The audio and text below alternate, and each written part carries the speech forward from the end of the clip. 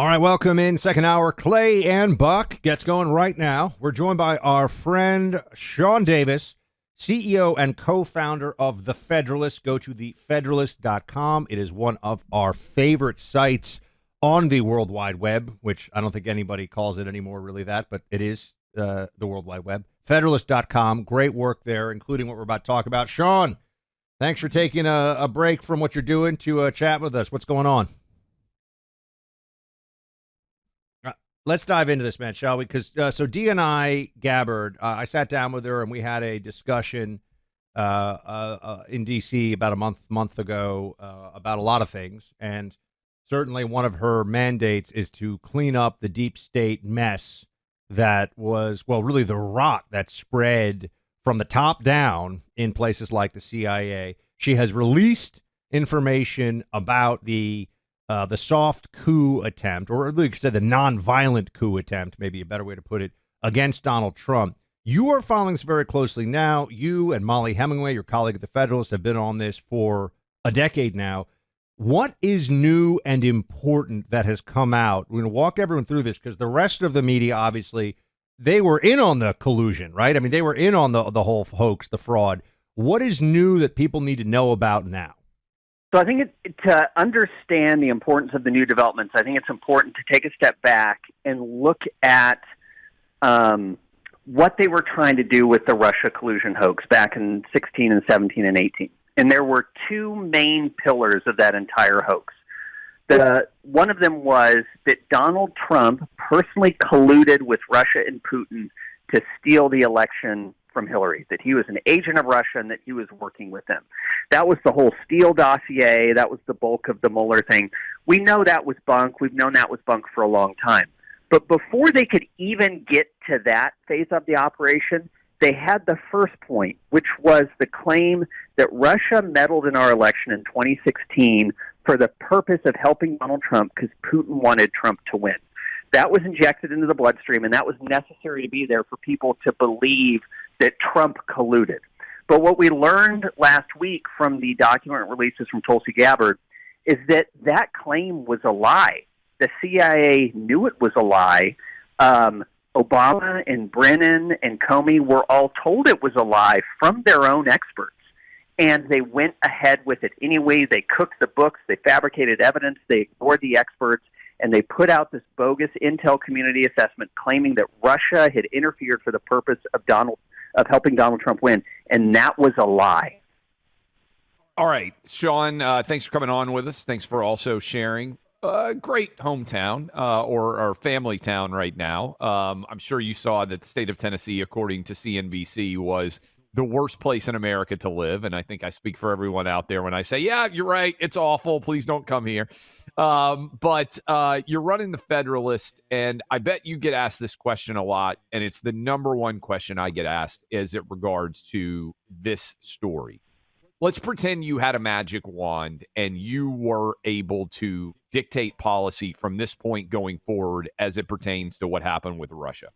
What should happen in your mind if you had that magic wand and you were able to direct policy? What do you think will happen? What is the significance, in other words, going forward, not looking back, looking forward prospectively as to what should happen and what will happen here? So I think two things. If I could wave a magic wand, I'd make two things happen. Number one, Comey, Brennan, Clapper, McCabe, and Strzok would all go to prison. Because somebody has to pay a price for the crimes they perpetrated against the country. At minimum, they would be charged with a crime if you were able. Okay, that is a concrete action. That's good. Okay, what else? And then the second, so that we're going to put that in like kind of the law enforcement accountability for the fraud bucket. The other bucket is we have to make sure that something like this never happens again. And there was actually a recommendation, which was a really good one in the document that came out last week, which was a declassified HPSI report and investigation of the ICA and then recommendations on what to do with it. And I think this business where you had these political appointees going in and cooking the books and saying, you know, we don't care if you don't think it's true. Recall that John Brennan said of the Steele dossier accusations, when told they were not true and not corroborated, yeah, but don't they ring true? There has to be a way to remove that type of political corruption from the process. And it's interesting, for a long time, we kind of were led to believe that all the experts agreed on the ICA, that they all agreed that Russia was doing this to help Trump. And the reality that we learned was that the experts were saying, no, that's not true. And it was the Democrat political appointees who demanded that it go in and be released. So what would you like to see now from the DNI in terms of either further transparency and or actions from within the IC, the intelligence community, Sean, to deal with this at those levels, right? There's the accountability and there's preventing this from happening in the future. What do you think we should see from DNI Gabbard and DCIA Ratcliffe, the Director of Central Intelligence, to get to those two goals? Well, I think they've done a great job so far. You know, Ratcliffe, to my understanding, was trying to get these documents out back in 2020, even before the election, and was stymied by then CIA Director Gina Haspel, who, it's interesting, she was running London's office as the station chief back when some of the original, hoax intel that became the basis of Crossfire Hurricane came through the London embassy. I would like to know more about her role. I would like to know all the intel that was used. I would like to know all of the people who touched the lies, who signed the affidavits for the FISA warrants. I think we need complete and total transparency and openness about every single aspect of how that hoax was run from the beginning. And luckily, so far, it seems like Ratcliffe and Gabbard are on the same page there. I'm thankful that they have been as forthright as they have been. Also, the Obama factor in all this, the names that you're talking about here, Sean, Brennan, Clapper, right? Clapper was the Director of National Intelligence. Brenner was the Director of Central Intelligence. Brennan had been Obama's counterterrorism czar in the White House previously. Obama, though, is very clearly implicated in this, too. Now, Clay and I have talked about how he was the president. The Supreme Court's weighed in. He's not going to face charges. But I do think it's important for people to understand that this wasn't the IC independent of the White House under the Obama administration. The collusion included the collusion of Obama and his top people in the IC to try to essentially hobble the Trump administration. Yeah, and I think that's a tricky one. Number one, we had the kind of presidential immunity thing. Obviously, a president can't go out and pop someone in the head and be like, I can kill whoever I want, I'm president. There's limits to it, clearly. But the Supreme Court has ruled that the president has a wide latitude to execute the authorities of his office. I actually wonder, in looking what happened, if there is a better case to be, given that Obama's probably not going to get hauled into a court and have cuffs slammed on him, might it be better to look at what Brennan and Comey and Clapper did and in the things they did in response to Obama saying, get all the intel? Might it be a better option to look at what they did and say, you know what, they actually defrauded Obama. He told them to get this info with the expectation that what he was going to be given was accurate, and instead they all got together and colluded and conspired to give him bogus intel and to defraud not just the American people, but the commander-in-chief and president of the United States as well. I wonder if that might be a better tack to take going forward. I think that's a super interesting idea. We're talking to Sean Davis. You can check him out at The Federalist, does great work there. Okay, I mentioned if you had the magic wand, a lot of this audience, and I would put myself in this category, is very skeptical that anybody in a position of power in the Democrat Party is ever going to be held accountable for anything that they have ever done.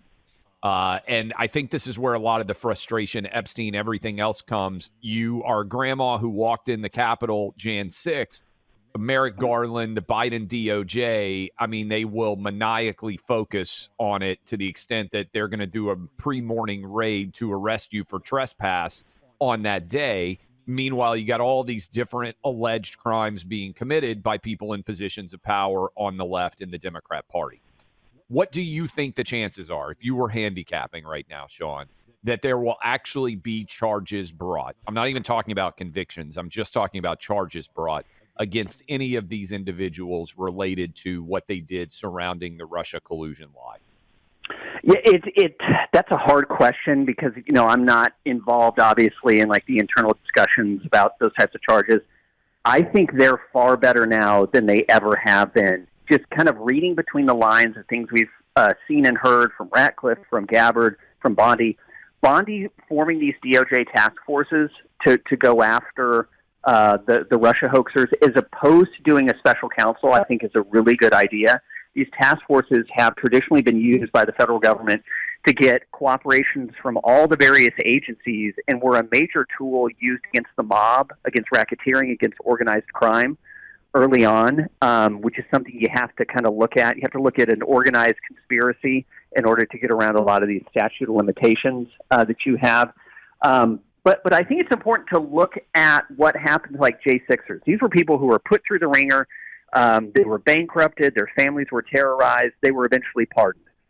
Why is the right not putting the left and the people who've done far, far worse things to this country and committed far greater crimes, why are they not subjecting them to the same punishment by process that the left is doing? Because if anyone has ever been involved in any sort of lawsuit, criminal or civil, they'll tell you it's awful, it's miserable, it saps you of all types of energy and focus. And what I don't understand is, why is Congress in their oversight committee not doing the exact same things to the left? Why is DOJ not doing the exact same things to the left that they did to our side for 8 years? Because I do think the process is the punishment, and our side was terrorized by the process for 8 years, and it's about time the other side gets a turn in the barrel if we're ever going to get to a point where people decide we can't do this anymore. Last question for you, a little bit quick here maybe on the answer, and I know it's not a topic that necessarily lends itself to a rapid answer. If the Trump team were listening right now, and I think there's probably a decent chance that some of them are, what advice would you give them on what they should do for the Epstein controversy at this point?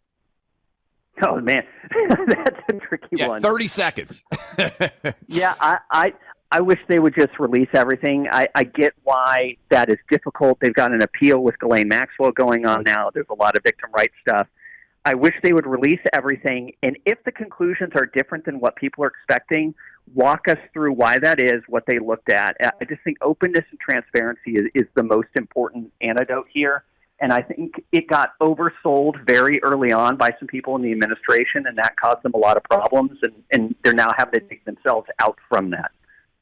I know I said last question, but I'm actually curious. You run a digital media site. I sold one several years ago. Can you tell a difference in the ad market in Trump 2.0 compared to Trump 1.0? Does it feel fairer to you based on the business that you run? It doesn't to me. We were targeted for extinction by the Biden admin and the entire left-wing censorship industrial complex. They tried to get us blacklisted from Google, from Facebook. They went after all the major ad players, got us blacklisted there. So I'd say, no, we have not seen any difference yet, but it's because of the damage that was done to us by our own government and our own tax dollars illegally was pretty significant. And so I haven't seen a big change in the ad market yet, at least for us. That's something we should have a longer form discussion about sometime, Sean Davis, the Federalist, because I do think that's a story that a lot of people don't understand, how aggressively the Biden team went after digital truth tellers, in my opinion, to try to bankrupt them. And most of that story really hasn't been told to a large degree. Appreciate the time, Sean. Thank you both. Take care.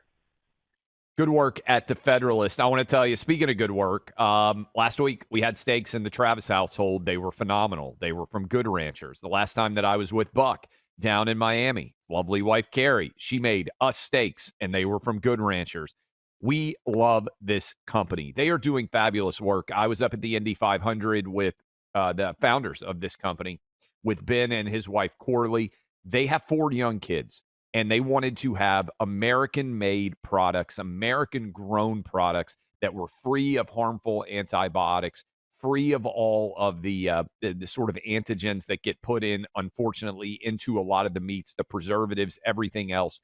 This is all American-raised cattle from American farmers, chickens raised right here at home, no antibiotics, no added hormones in these proteins. You're going to love them, whether it's steaks, burgers, chicken, whatever you like, whatever your kids like, sent straight to the home. When that box arrives, I guarantee you're going to be excited. In fact, you got young kids. My kids love the chicken nuggets. They are fabulous. Right now, when you subscribe, you get your pick of free meat for life. That can be Wagyu burgers, hot dogs, bacon, chicken wings, chicken nuggets, whatever you want to sign up for, you can get hooked up. And right now, just to try it out, why not? $40 off.